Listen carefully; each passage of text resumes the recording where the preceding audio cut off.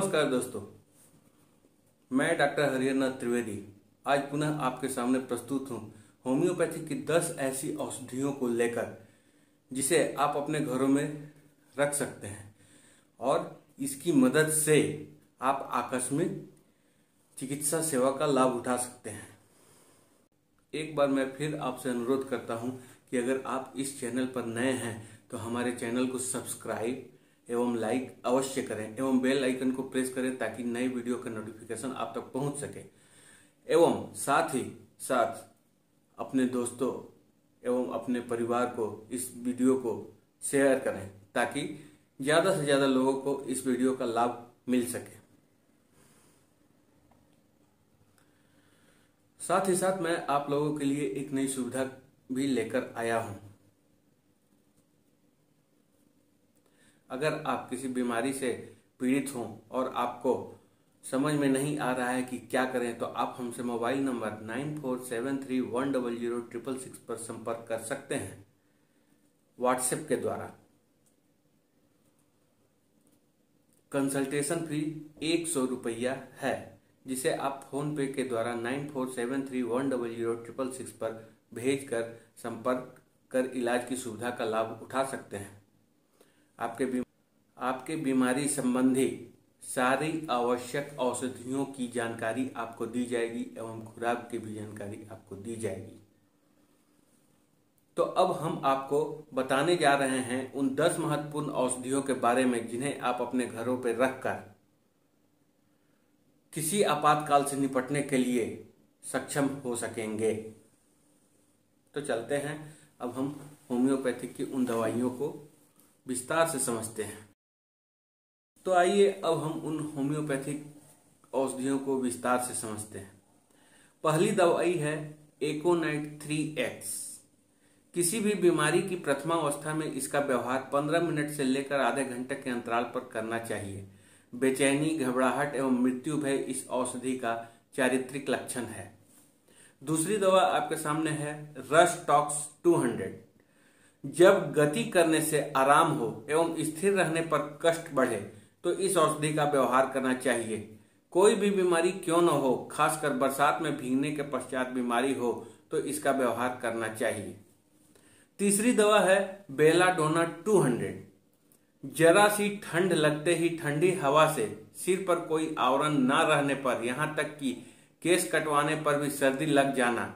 जुकाम हो जाना, बीमार हो जाना, सभी तरह के दर्द एकाएक पैदा हो जाना और एकाएक गायब हो जाने पर चेहरा और आंखें लाल तथा सिर भारी हो जाना नजर आए तो इस औषधि का व्यवहार करने का चारित्रिक लक्षण समझना चाहिए। तीसरी औषधि है ब्रायोनिया 200। सिर में चक्कर आना, सुबह और बिछौने या आसन से उठते ही ऐसा सिर घूमने लगे जैसे चक्कर खाकर गिर पड़ेगा, सूखापन, होठ, मुंह, जीभ, पाकस्थली सब में सूखापन महसूस हो, प्यास में बहुत देर का अंतर देकर ज्यादा पानी पीता है,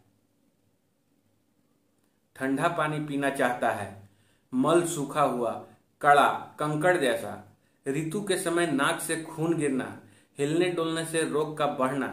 पेट के अलावा सभी स्थानों के दर्द दबाने से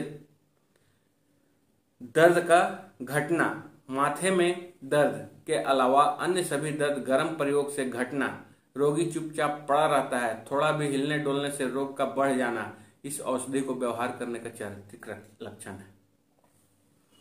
पांचवी औषधि है नक्स भूमिका 200। पांचवी औषधि है नक्स भूमिका 200। कब्ज, बार बार पैखाने की चेष्टा या हाजत किंतु पैखाना खुलासा नहीं होना, बार बार पेशाब करने की इच्छा किंतु जरा या थोड़ा पेशाब होना और साथ में जलन भी, सवेरे भोजन के बाद और धूम्रपान करने से जी मिचलाना, ऐसा लगना जैसे कि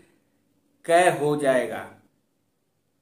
और कै होने के बाद ही शांति मिलेगी, मुंह में उंगली डालकर कै करने की चेष्टा करना, तलपेट यानी पेड़ू में दर्द, ऐसा मालूम होना जैसे हर्निया या आंत उतर आएगी,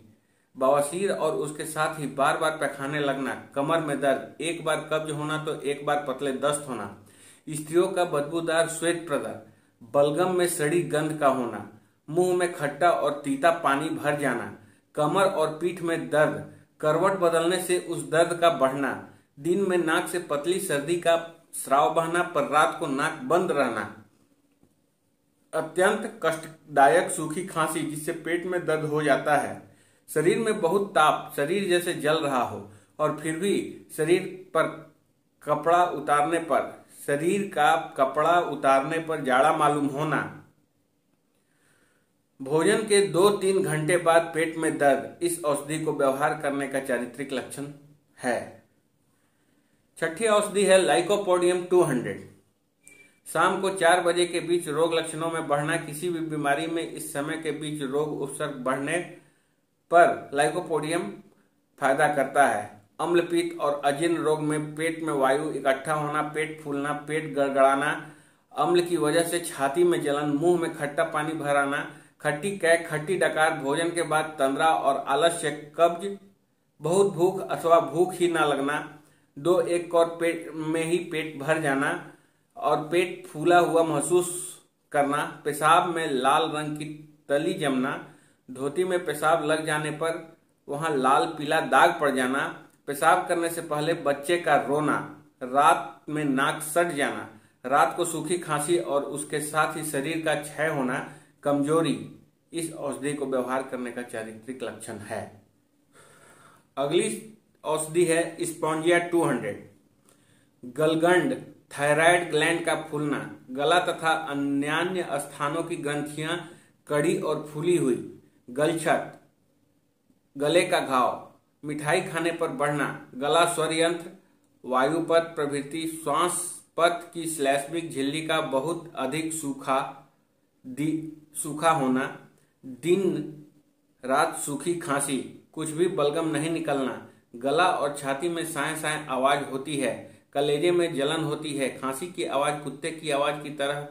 होती है, बाजे की आवाज की भांति घड़-घड़ आवाज, क्रूप खांसी, गले में आरी से काठ चीरने की तरह या सीटी बजाने की तरह सो सो शब्द होना, मीठी चीज खाने, ठंडी चीज खाने पीने, धूम्रपान से, माथा झुकाकर सोने पर, ठंडी हवा में बोलने पर, गाना गाने पर और कुछ खाने पर खांसी का बढ़ना, गर्म चीज खाने पर खांसी का घटना, कलेजा बहुत धड़कना, इसके साथ छाती में दर्द, इस दवा के प्रयोग करने का चारित्रिक लक्षण माना जाता है। अगली औषधि है हीपर सल्फर। बहुत सावधानी से खाने पीने पर भी पेट की शिकायत बनी रहती है। जरा ठंडी हवा शरीर में लगते ही बीमारी हो जाना और खांसी हो जाना, बच्चों का अतिसार जिसके दस्त में खट्टी गंध और सफेदी रहना, बदबूदार पतले दस्त आना, घाव से निकलने वाले स्राव, सड़ी गंध, हर वक्त पसीना आना फिर भी रोग नहीं घटना, गले में ऐसा दर्द होना जैसे मछली का कांटा अटक गया हो, घूंट लेने में दर्द होना, इस औषधि का चारित्रिक लक्षण है। अगली औषधि है जैल्सीमियम 200।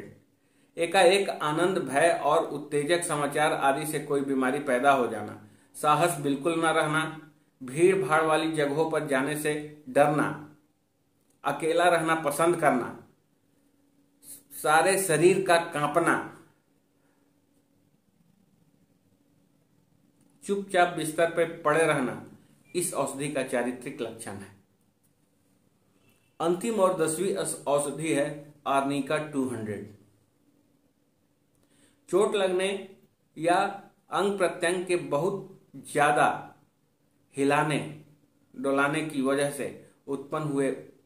उपसर्ग में आर्निका 200 का व्यवहार किया जाता है। चलते चलते आपसे पुनः मैं आग्रह करना चाहता हूं कि अगर आप इस चैनल को सब्सक्राइब एवं लाइक नहीं किया है तो कृपा करके इसे लाइक एवं सब्सक्राइब करें एवं बेल आइकन को प्रेस करें। साथ ही अपने मित्रों, अपने जान पहचान वालों के साथ इस वीडियो को शेयर करें ताकि ज़्यादा से ज़्यादा लोगों तक इस वीडियो का लाभ पहुंच सके। धन्यवाद।